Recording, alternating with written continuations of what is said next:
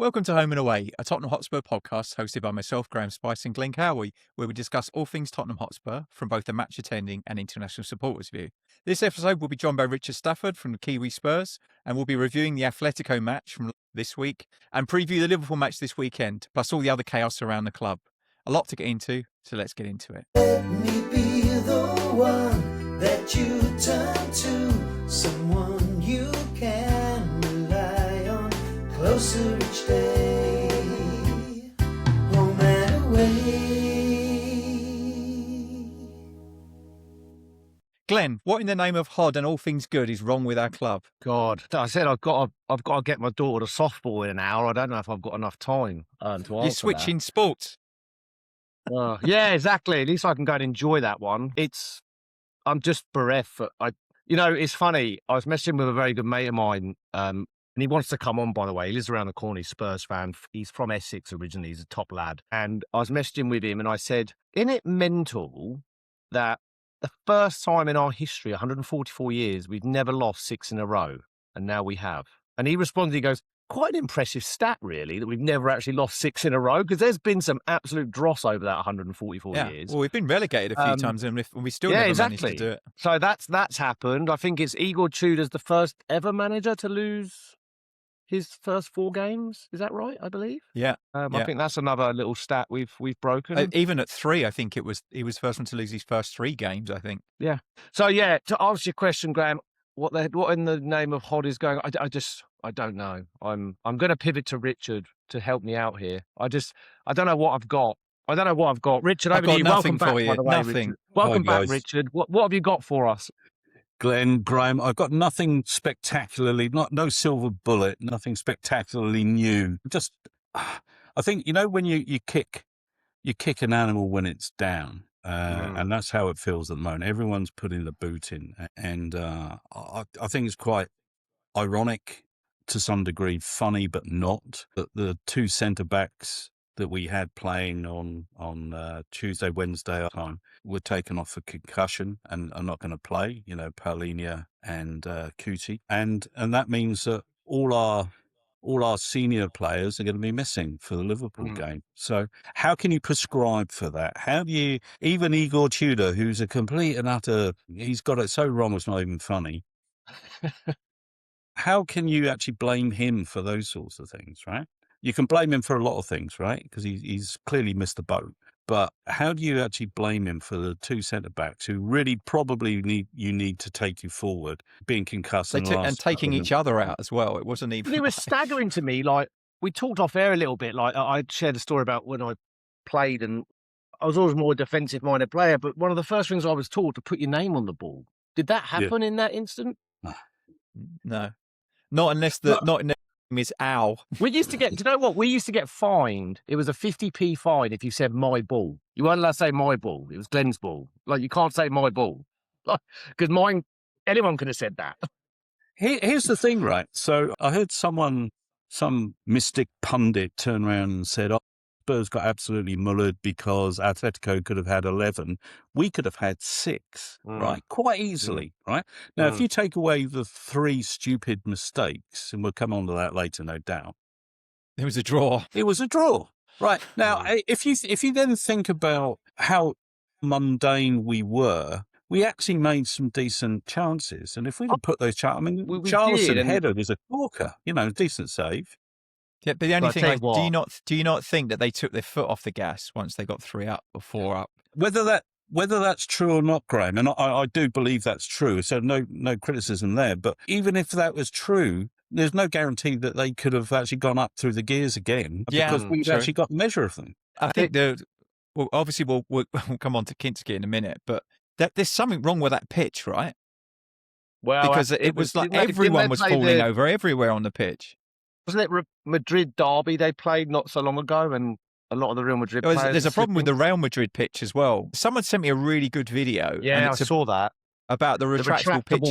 Pitch. Yeah. Maybe there's something there that needs to be looked at for our own pitch and why we have so many injuries. Maybe. But just coming back to Richard's point, I lean into that a bit, Richard, because I was messaging with some mates here after that game. And for me, Tudor's done. Like, whatever happens against Liverpool, I believe that he's gone. It's been a fucking nightmare. But the fact of the matter is, attacking wise, if you're another manager looking at that, and I'm not saying we're going to appoint him, but let's say it is Redknapp with a combo of Defoe and Michael Dawson and Les Ferdinand and whatever, and they're looking at that game, there's a bit to be encouraged by in terms of what we created. Solanke, I think he scored 6 now since he's come back from injury. The fact of the matter is, I believe if you give Solanke the service and Richarlison the service, they will score. It's just the service that they're not getting on a regular basis. Well, I know Graeme kind of is with me on this. I actually think we miss Odobert more than a number of people think. Yeah, I think he was just getting into the groove of supplying the players and actually taking a few shots himself and getting closer to the goal, because his efforts towards the beginning of the season meant that Rose Ed was wild. worried. Yeah, that's right. And towards the time before he got injured, he was actually hitting the target. So I think Odobert has been a bigger miss than we think. He's certainly been a bigger miss than Kudos, in my opinion. I think so, yeah. But then I thought for the last few games, well, probably after about the first 4 or 5 games, Kudos stopped trying to go around the outside of a man and started cutting back inside all the time. And so we'd lose momentum every time we attack with the ball. He'd break quickly, but then he'd slow everything down and they'd get back in shape. Do you think in any way, shape or form, right, that any of the coaching staff has told the group of attacking players that we have to run at a group of 4 defenders at a time? Because that's what we do. Tell does it. Mawani does it. What's Odobert started to do it. Kudos does it. They just run directly at defenders. Now, any person with a top 2 inches that's switched on will know if there are 4 defenders in front of you, that's 3 defenders that aren't marking one of our players. So what you do is you offload the ball. Yeah. Right? As quickly as you can, so that you get a fighting chance that they're not going to get back into place. What do? We just carry on running at defenders. And 9 times out of 10, we lose. You might beat the first one, but you're not going to beat all 4 of them, are you? Correct. And that's just something we've not done well enough all season. We haven't released the ball quick enough. There's a reason why people were calling it some kind of conspiracy. We haven't been awarded a penalty in the Premier League all season. Well, you got to be in the box for that. Story. We're not creating enough, right? Yeah. To warrant that. Look, we touched on it briefly. We've got to talk about it. First off, Graeme, when you saw Kinski's name on the team sheet, what was your initial reaction? Great. Yeah. Finally. I was the same. But I'll be honest, with hindsight, the Palace game was a much better game for him to do that, wasn't it, than this one? Yeah. This was like on the biggest stage, his first match in the Champions League. And I mean, that first 15 minutes of that match was like an essence of the entire season, really. It was like a microcosm of everything that's gone wrong this season in 15 minutes. It was like, it wasn't even like football. It was like some kind of performance art piece. I don't know. I can't even tell you. I could see it, but I couldn't process it. It was madness. The principle of dropping Bukayo and playing Kinski, I agreed with. In a vacuum of doing it where Kinski hasn't played since October, you're away to Atletico Madrid in the knockout game of the Champions League, and you can't mitigate for what actually ended up happening. But I feel sorry for the guy, big time. I think obviously Tudor's got it massively wrong. But Richard, what was your take, mate, on the basis of picking him in the first place? Remove what happened for a moment. Well, yeah. Yeah, so the phrase I might want to use, Graeme, is like watching the Keystone Cops, right?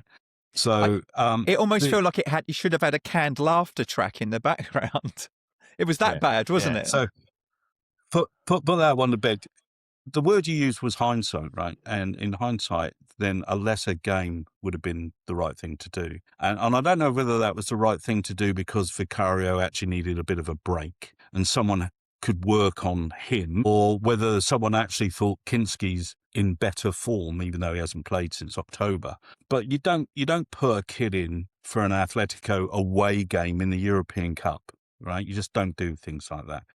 It's the sort of thing that Roy the Rovers would have done in the old books or the old comics and made a critical success of it and then suddenly become a superstar. You know, in the real world, it doesn't happen.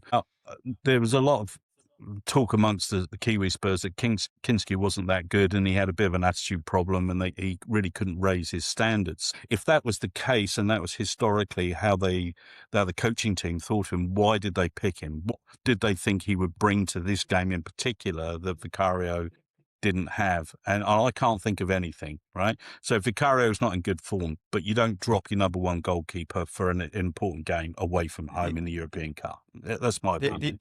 The only thing I can think of is there's only two reasons that you would do it, right? Number one, that Vicario's fatigued and needs a break because he's been playing solidly all season. But I don't think that's the case because it was a big break between the games, right? It wasn't like we didn't play at the weekend and then play again on a Tuesday. There was a gap between the games. It was Thursday, then Tuesday, right? So it's a big enough gap that it shouldn't have been an issue. And the other one is his distribution has been absolutely dog shit most of the season, Vicario. Like, I think he launched one straight out of play off the end of the pitch, didn't he? Like in the last game. So like maybe he just thought we can't do any worse, and then he proved that was actually possible. Like maybe it was something like that. It's the only thing I could think of that maybe he felt like with better distribution, we keep the ball more frequently. Yeah. Well, the third one could have been that he being Vicario may have been carrying a bit of a knock or an injury or something. Yeah. So I'm with you on that, but the principle of soccer management, football management, is that you don't drop your number one goalkeeper in an important game like that. Yeah.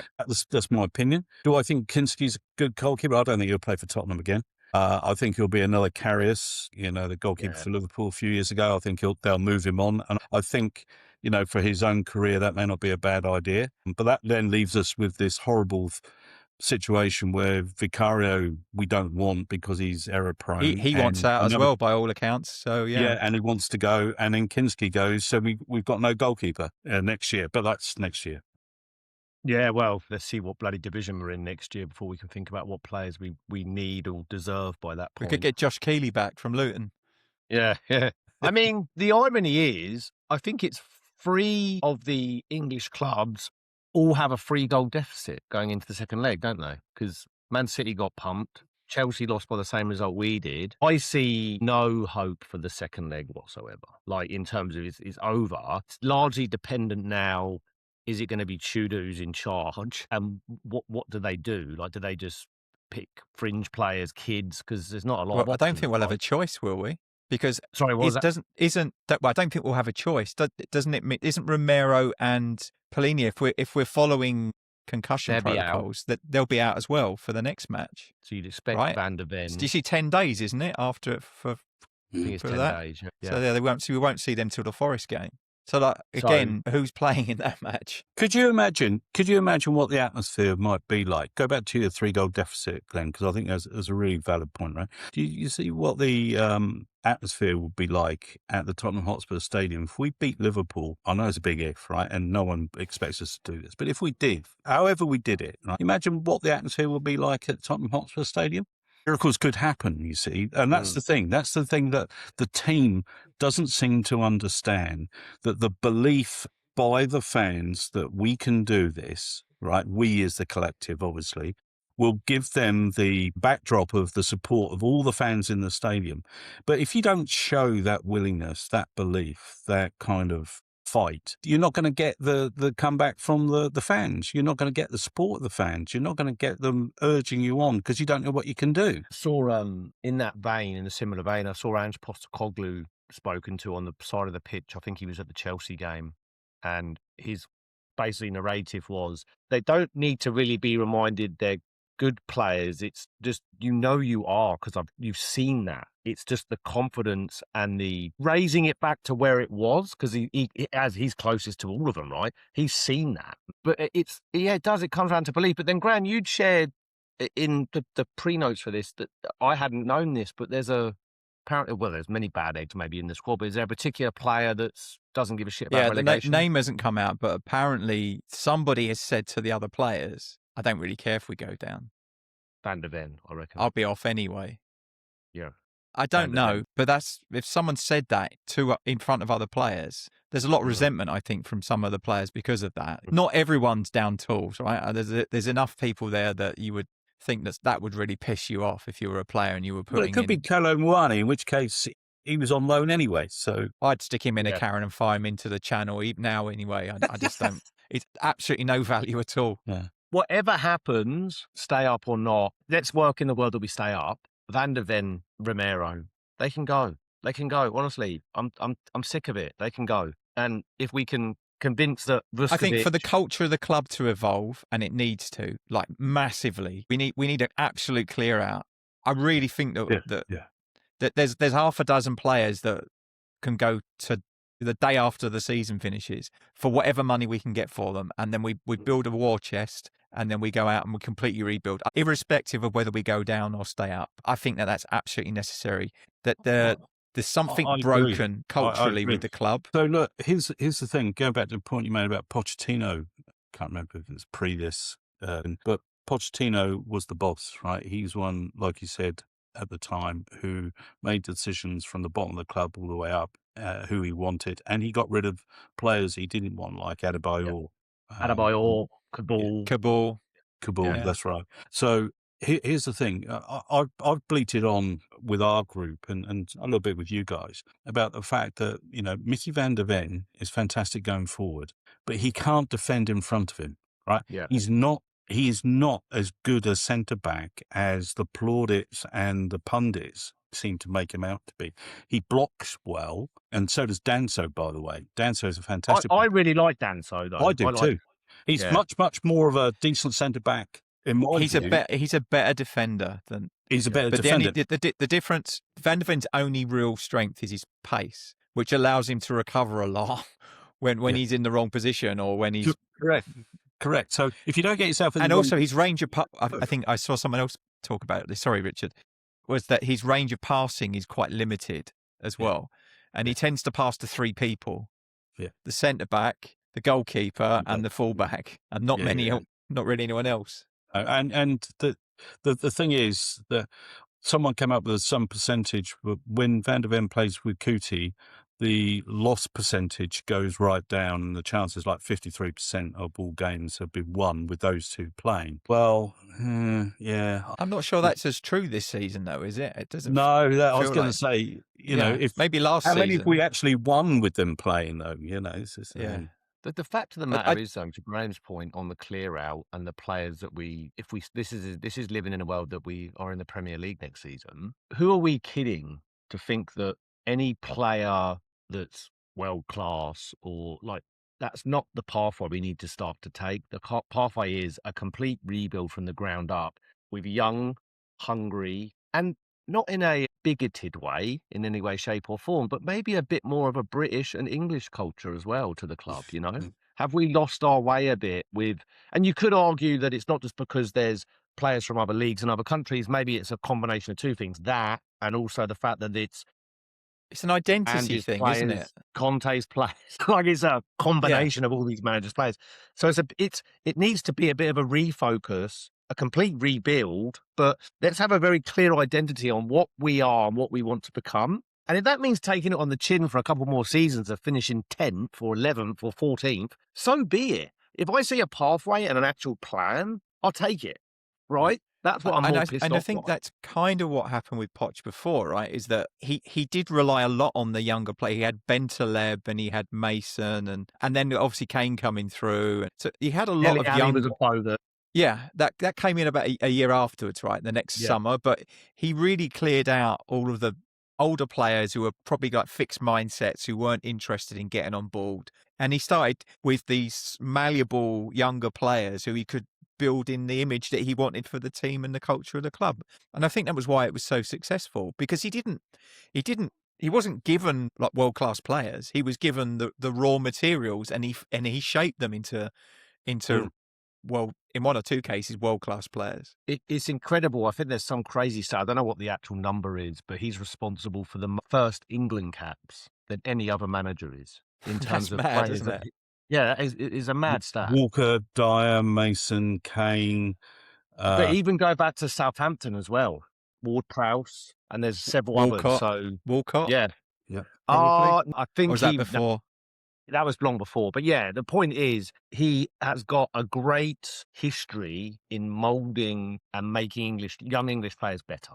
Danny Rose, Yeah. Yeah. Oh, there's He was several. he was out, wasn't he? Yeah. I never forget. I saw Danny Rose. It was Danny Rose was on loan at Sunderland, and I went to the training ground to watch an under-18s match with my kids. And Danny Rose a few of the players were watching the match, and Danny Rose was there, and he was trying to get a lift to the station to get his train back up to Sunderland. No one would give him a lift, but he was gone, and no one would have missed him at that point.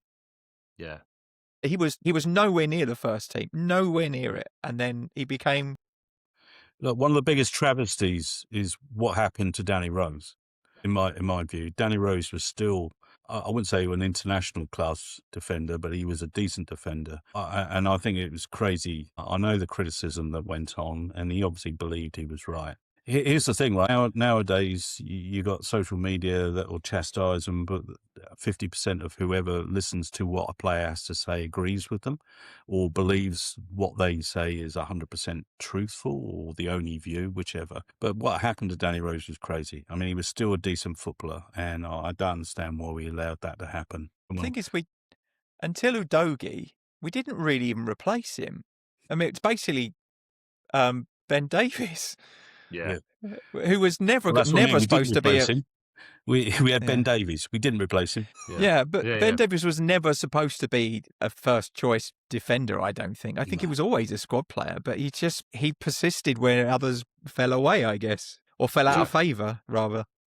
Do you know, one ray of sunshine is, and I know we've got practically, or I've got practically no leg to stand on in saying this, but I kind of like the look of this Sousa. Yeah, I do too. Yeah? I do too. Yeah, the little I've seen of him, I like him. This has actually been good for him, right? Because I don't think he was really going to get without injury, he wasn't getting near the first team. So at least by the end of the season, he probably would have played 6 to 10 games in the first team, and that would be good experience for him. I think so. Because for his season in the Championship next year. Well, one of the guys on our side absolutely chastised his first 5 minutes in the first game he played. And I thought to myself, yeah, but just look at his touch. Just look at his eagerness to want to do the things. Well, and also, Richard, his eagerness to get beyond, going forward, getting beyond and getting into that overlap and crossing. Yeah. Yes. Yeah. So I think there's a little bit of hope. I mean, go back to the point you make about the clear out. I do think there are 1 or 2 exceptions. I think if we could keep Gray. Oh, absolutely. Oh, we have to build a team around him. For me, he's a future captain. For me, I'd make him captain now, in fact. The spine, I hope that he stays and we don't sell a player we've never seen in a Spurs shirt. The spine for me is Vuskovic, Gray in central midfield, Bergvall. You know, there is a really good core. And Ange Postecoglou said it. He's one of his interviews, as I think we're before the semi-final or maybe before the final. And he said, there's a really good crop of young players here, and I hope I'm the one to get to work with them in the future. Celabi, he's not. But yeah, there really alert.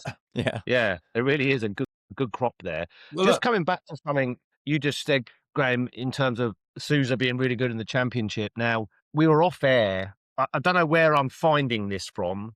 I think we're going to find a way and we'll figure this out and we'll end up with 9 points and we'll be okay. But a story, and perhaps, Graeme, you can make this into one of your fabulous shorts that you do. So my mum was visiting in December into January for Christmas into New Year. And then I obviously FaceTime with her and stuff. Now, a lot of people talk about the 70s when we went down. We actually came pretty close in season 93-94, and it gets a bit overlooked. We had to play Oldham away, and we needed a result. And Mickey Hazard came back to the club. That pitch it looked like the Somme. Yeah. It was awful. Leading up to that game and that period of being a Spurs, I think we ended up finishing 16th. But anyway, I was 11, right? When your mum says it's time to go to bed and you get put in bed as a kid and you know, give him a kiss on the head and the thing, I'm not worried about the monsters or I'm going to have a nightmare or anything like that. I would turn to my mum and I'd hold her hand and I'd say, we're not going to get relegated, are we, Mum? Please tell me we're not. That would be my concern. That would be my nightmare. So now I'm back to that way of thinking of being like, I was FaceTiming my mum the other day and she goes, do I need to tell you, Glen, you're not going to get relegated? Yeah. It's so weird, isn't it, as well? Because I'm old enough and Richard is to remember the 77 season where we went down last time. Was it different then, though, in the sense, Graeme, that Well, I was 6, so it was a lot different. sure, but do you think No, it's completely different. collective, That actually we're that all- was going to be my point, is that the difference between the money in a League One and a League Two team back then was really about gate receipts, nothing more, because there was no television money floating around, right? And That's a sponsorship. really, really good point. I know it goes slightly off topic from what we said we were going to talk about, but one of the big problems as fans that we used to always throw at chairmen of football clubs was we pay the players' wages. We don't anymore, right? Yeah, Because that's actually a really good the point. percentage of gate receipts per game, although a big number, pales into insignificance based on the TV revenues, the merchandising revenues, and of course, from a Tottenham Stadium point of view, the number of events that they hold. So we're probably fourth. So all the bleating and moaning about how much you guys pay for your season tickets, how much I pay for when I turn up every third Wednesday in June, right? It goes out the window now, I'm afraid. So we've got, so the club to some degree, whether they've done it on purpose or not, have actually negated the fans' sort of like joker card in saying, well, we pay your wages or we pay the wages of the players. We don't anymore, right? And here kind of comes my next point. You know, if we go down, Glen, right, it's such a massive loss. Even the parachute payments won't help us really. The value of the club goes down. The likelihood is that the Lewis family wouldn't sell if they were to lose a third off of their valuation. So that means we may well get stuck with them for yet another season whilst they try and build, in their view, in their eyes, a way back up to the Premiership.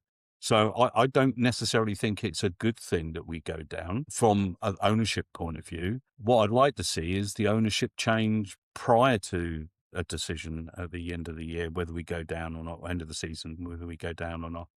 Because I think if there's a consortium that wants to buy us for 3.3 million, get rid of us now, come what may, because that gets rid of the Lewis family, it gets rid of Enoch, it gets the clean sweep that you're after. And I'll say you.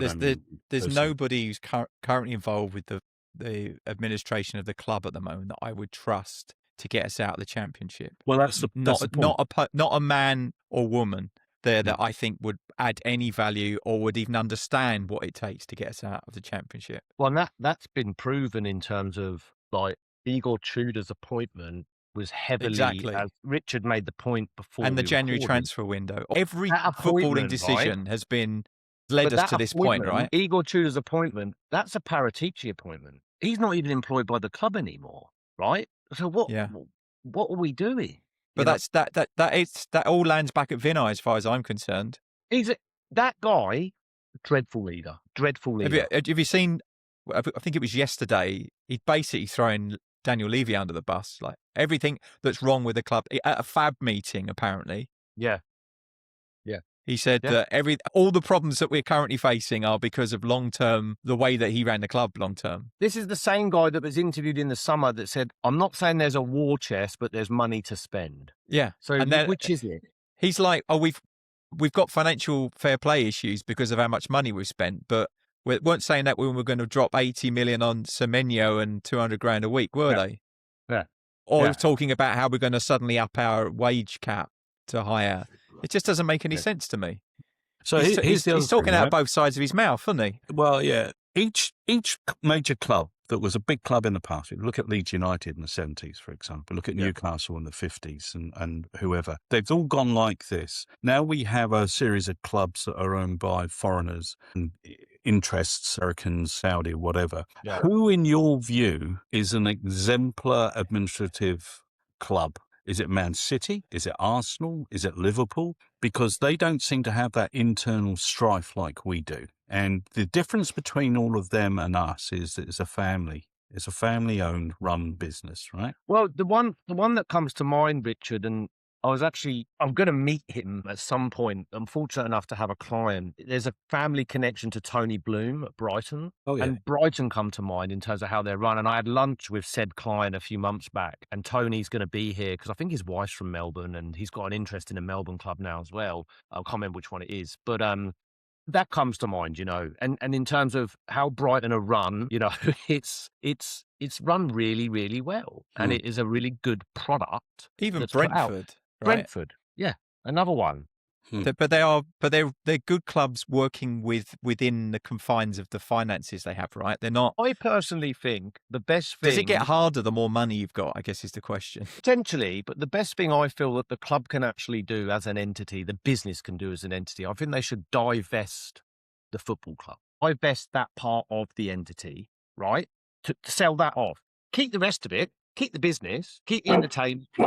And then whoever buys, there you go. There's a buyer background. Whoever buy that part of the business, which is the club, you're just divesting the club, the football part of it. They can then lease the stadium from the Lewis family or whoever it is that owns the business, and then the money and the focus can be solely put into the football. It doesn't need to be, for me, one big entity anymore, because what's clear to me is you've got you've got a clear split here. You've got the business, which has the entertainment, the NFL, concerts, etc., etc., etc. The two coexisting for me doesn't work because the football's going to be neglected, and that's what we're seeing on the pitch. Let's be honest, none of the money from any of the other shit ends up in the football. Correct. The football side of the business anyway, right? Divest the club, divest the football side of it, divest it, and then get a buyer. But I think it suits them to have the things combined because you've got the constant revenue generation of the football, like the TV revenues, the gate receipts, or the merchandising and all of the sponsorship and everything you get through the football probably is what they use as collateral against their real estate deals because they've got this. It's like when you get a mortgage, right? You need an income. You have to show an income. So for them at the moment, the football's the income that they use they've leveraged the football to do all the other crap. Let's say we go down and the TV money goes away. This is the thing is that your operating capital will be an issue, will be a massive issue, which is why we'll have to clean house. There'll be half a dozen players we will have to sell just to probably to break even for the season. A guy that everyone can have an opinion on him, but a guy I really enjoy watching is Jamie O'Hara. I think he's funny. I think he's a celebrity in his own right now. In his own mind. He made a really good point in that he was interviewed and he said people are going to lose their jobs. People that care about this are going to lose their jobs. You know, and that's what gets forgotten. I think when it's little old. Let's use Hull City as an example, right? People lost their jobs because Hull plummeted, right? When they were up and then they were all the way down. Same's going to happen at Spurs. Just because we're massive and we've got this beautiful shiny stadium, the same's going to happen. People are going to lose their jobs. People that care about the club, and that's sickening to me. If it were to happen. And Jamie O'Hara made a good point about that. But, Richard, do you see any hope to stay up? Do you think we're going to get the 9 points that we need in the next 8 games? And also, part B to that question, do you think it'll be under Igor Tudor's stewardship, or do you think he's gone regardless after the Liverpool game? I can't see his style of dealing with players, from what we hear, and the media being enough to keep that group of players in a space that says we can do this. I think he'll be gone regardless after Liverpool. I would love us to beat Liverpool, believe me, for a number of different reasons. I hate Liverpool as much as I hate Arsenal, almost. So, no, I don't think he'll be here. The number of options on who would be here to the end of the season, I think, is reducing every day. Whether it's Sean Dyche, who seems to have become a forerunner, or whether... I think that not that you're being disrespectful with that comment. I think as a narrative, I actually think it's quite disrespectful to Sean Dyche's pedigree to suggest he comes in for just 8 games. Like, if he's coming in, then I think it damages his reputation if he does do it. Yeah. Sorry, guys. Has someone got a rattlesnake in the room? I can hear it's not me, is it? I don't know. It sounds like crickets or... Both of you have got more dangerous species than I've got. Let's put it that way. Do you know there are no snakes in New Zealand, though? It's quite interesting. Really? What else have you got that's dangerous? There's a cicada just outside here. That's what it is. There you go. Well, look, we're adding some Southern Hemisphere spice, Graeme. If I could answer the first question, no, I don't think we're going to go down. I think we're going to do an Everton. I think we're going to run really close. I think probably the last game may have. I don't think I could do that. Just as an aside, Graham, one of our sidekicks, Will Gawler, will be in England for that game. So I think he's aiming to be at the game as well. So I think we're going to get away. But go back to I don't think Igor Tudor will last. I don't think he'll last beyond Liverpool. I think, and to your point about Sean Dyche, I think it's very disrespectful to Sean Dyche. But I think if anyone was going to ask Sean Dyche, it would be with a view to staying on after the end of the season. So in that respect, I don't think we'd do his reputation any harm to either take us down and bring us back up again, or think about coming to Tottenham full stop. I actually think, and I don't like this as a preferred option, but I actually think having Harry as the mentor with a Defoe and a Dawson or a Ledley King to just rally the troops and get us out of the trenches is probably the way to go, isn't it? For me, we need that more than we need fancy tactics or systems. It's too far gone now. We just need something and someone, or a group of someones, to come in and feel what we feel and remind the players you're actually really privileged to be here, you know? Yeah. Get out there and fucking sort it out. Graham, do you think we're going down, mate? I'll be honest, I do. I don't see any fight in this squad. I don't. You this called fight. this a while ago. I've said this before. I said this squad has not got the stomach for this battle. They just don't. They're just not. No. This squad was not put to. This squad was put together to compete in the Champions League, not the Championship. And I just don't think that they know what they're doing. Like, if you look at, you've only got to look at the teams around us. Even though the ones that are also in trouble, but they're fighting for their lives. Like West Ham, they're picking up points. Forest are picking up points. Even Wolves, like they're playing like they're. They're probably like one of the highest teams in the form table at the moment. They keep picking up points, and I don't see the same fight from our players. I just don't. And I want to be wrong. I really want to be wrong, but at the moment, I have absolutely no confidence that we survive. I think, in defence of what you've just said, I think this continuing continuing event of losing key players in every game could be the reason why we go down, right? I hear the issue about the fight. I still think that those teams around us, Forest and West Ham, have got another dip to come before the end of the season. And I think the goals against us may possibly save us as well, because I think there's at least one, maybe two good positive results in us. But I think if we continue to lose players, I think we could come a cropper. Apparently, Lincoln on a good day out is really nice. Also, I've been to Lincoln Cathedral once. Don't we get 8 extra games for our season ticket? Yeah, well, and on the note of season ticket, I got the same email you would have done, Graham. How noble of them. They've extended our renewal period to June 7th. Just in case you need a little bit more time to make up your mind. And they've also added a paragraph in there that says, and we've again frozen the price. And I'm like, well, hang about. If we go but down, you'll get 8 extra matches. Yeah. It's like, but on your point of the players that we've got missing, so going into Liverpool, this is the list that we haven't got. They're all 100% missing. Gallagher's got a virus. He might not play. He's give him some ibuprofen and get him out there. But again, he's being played out of position in my view. He's not being I don't think we know what to do with him. Just don't think.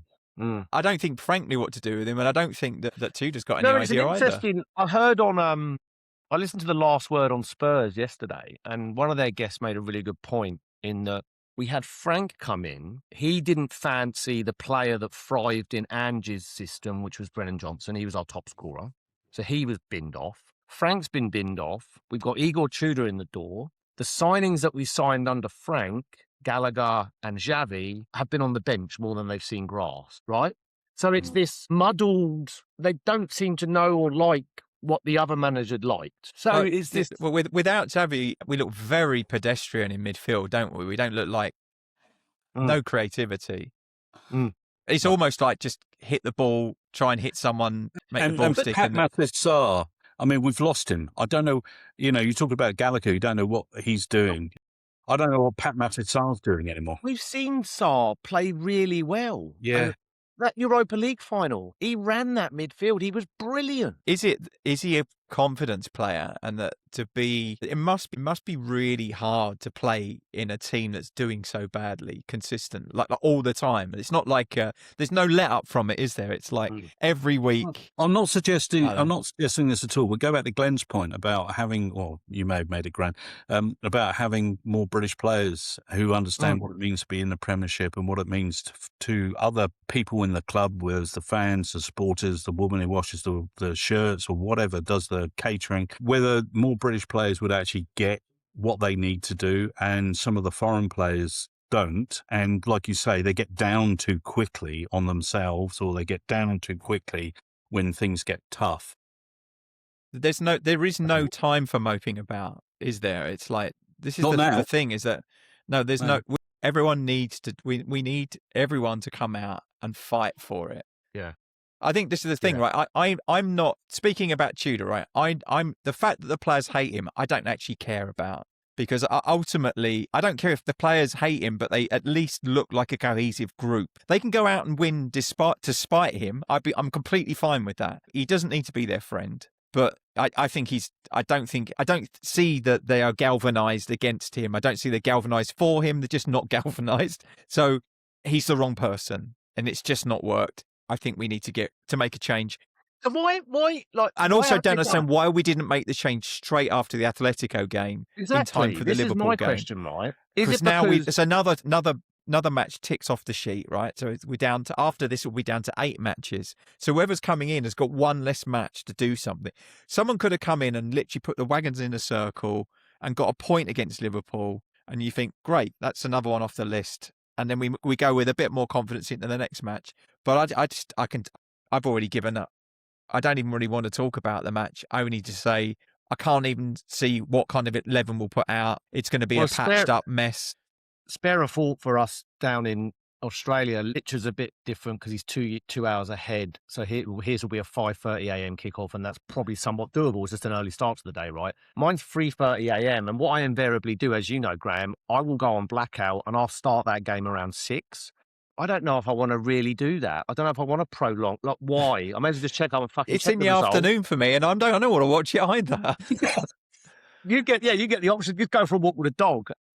But I've got a good excuse this Sunday. It's Mother's Day, isn't it? So I'll. Shit! Thanks for the reminder. Well, because it's different here. It's different in Australia. You've got the International Mother's Day. I had the same issue when I lived in Holland. There was like 2 Mother's Days, so it was always confusing. Yeah. So that's where I'm at. I feel like just waking up on Monday morning, checking the score. We lost. We got a point. Oh my God, we won. That's not how I feel, and it's sad. It's really sad because it's part of my life that I've still got a bloody season ticket. I do this. I live and breathe Tottenham, and it's just sad that it's come to that for me because I look forward to watching games. I can't, when you think about it, right, that we've been doing this now for 18 months, just over 18 months. We started at the beginning of last season. Yeah. So we've gone through 3 managers. We've won the Europa League. And then everything else it's like a period of the club's existence that I've not known anything like it. It's been so bad. So it's been really, really hard to continue talking about it without needing therapy. This used to be my therapy, and now I need therapy to talk about it.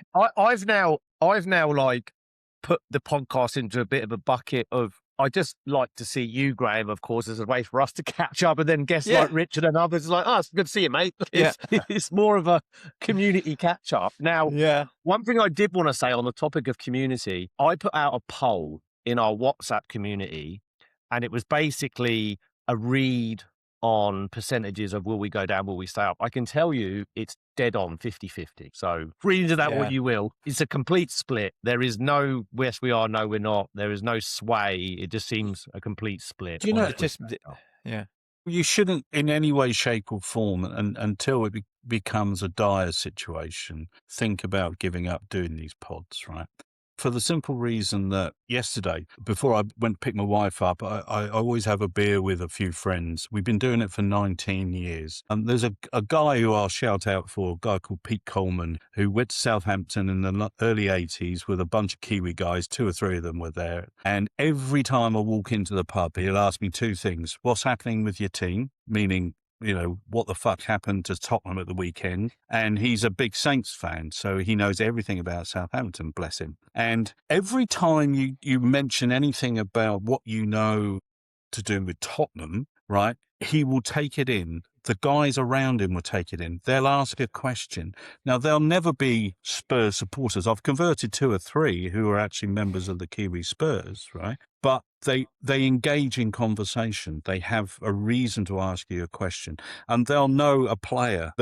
Sonny, there was a teacher, bless him, Brian, who's very friendly with the Korean Society here. He's a deputy head, or was retired deputy head. He went up to Seoul. He was up in Seoul the same time Spurs played up there. And he knew and wanted to know everything about Sonny. Don't ever stop doing these things, because the touch points may not necessarily be important to us, but the touch points are the conversation piece that other men have with other men. And when you stop having those conversations don't go on. They don't have so much of a reason to talk to you. And I think that's really, really, really important. It's really good point, Richard. Thank you for that. But go to you, Graeme. I've got one thing to say, but go, mate. Go, Graeme. What I can say is that I will not stop doing this, because I think it's, even if we go down, I'll quite happily talk about how shit we were last night against Lincoln. That's not an issue for me. But actually the kind of community that we've built with the people, some of the reoccurring guests that we've got, like yourself, Richard, and others, and I've had the opportunity to meet 1 or 2 of you in person at the stadium.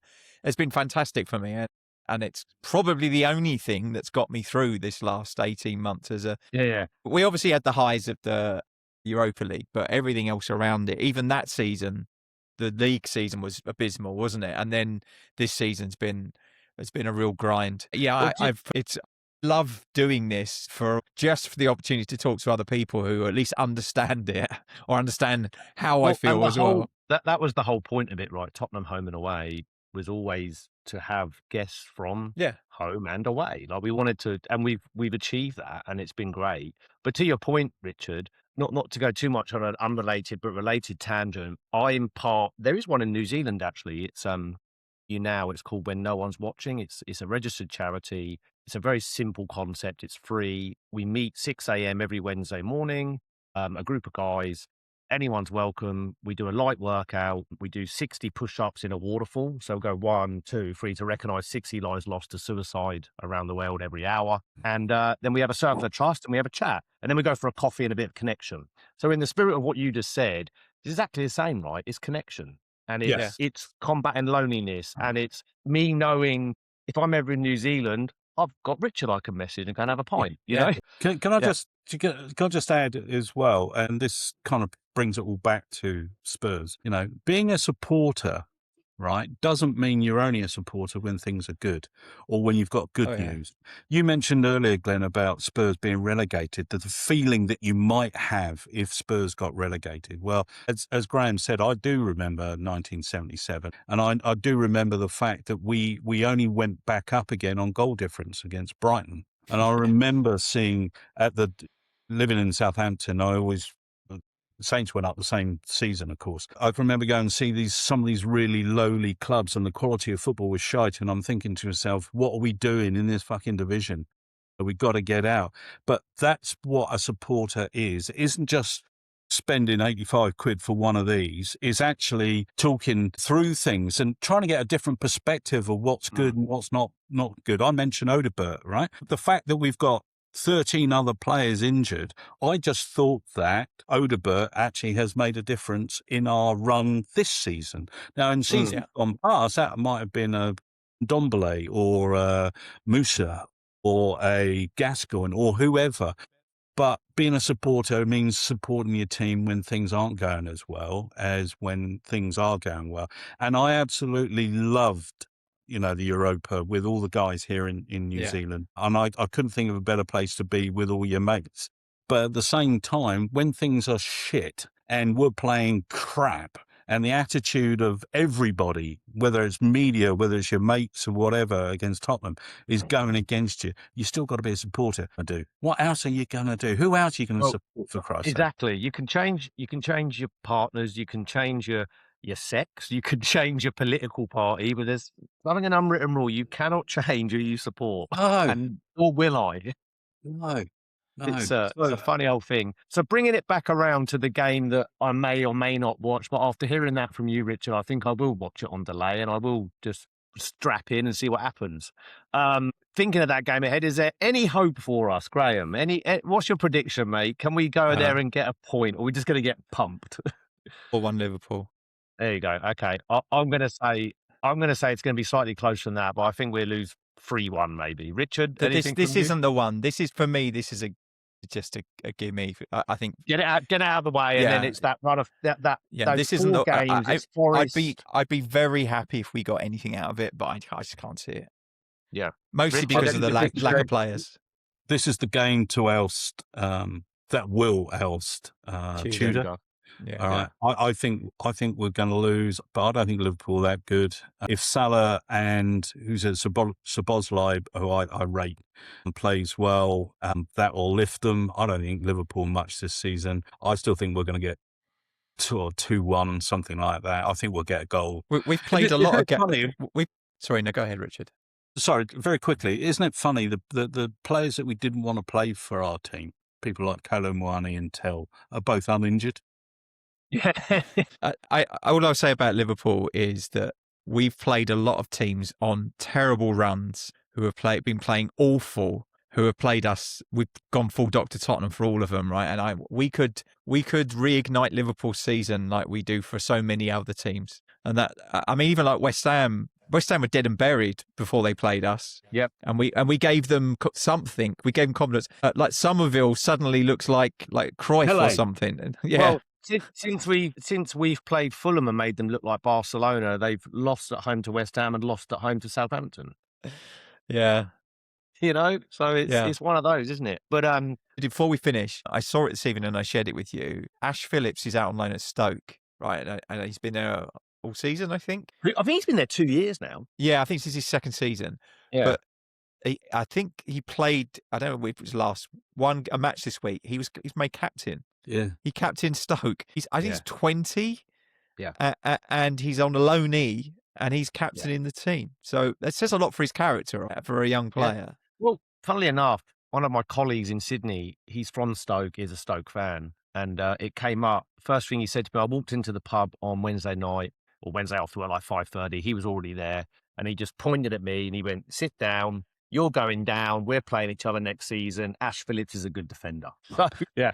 So that was a Stokes fan's viewpoint. So yes, he sounds like he's got a good character, good head on his shoulders. Yeah, well, I've got to get to my my other love, which is my daughter and her game of softball. So I'm going to wrap up myself there. As always, come on, you Spurs. Please, let's hope beyond all the football gods hope we can get something against Liverpool. I don't see it. I think the games after that are where we maybe see something. But onwards, and come on, you Spurs. Yeah, thanks ever so much for joining us again, Richard. Appreciate it. It's been great to have you on, Richard. Bit of a last-minute addition to the team, but always appreciate having you on. Thank you. No worries. Lovely to speak with you guys. Take care. Yeah, we'll leave it. Do you want to close us out there, Graeme? Thanks to everyone who listened in. Please like and subscribe to the podcast to tick all the algorithms so we can get in front of more Spurs supporters. And as Glen already said, come on, you Spurs. Let me be the one that you turn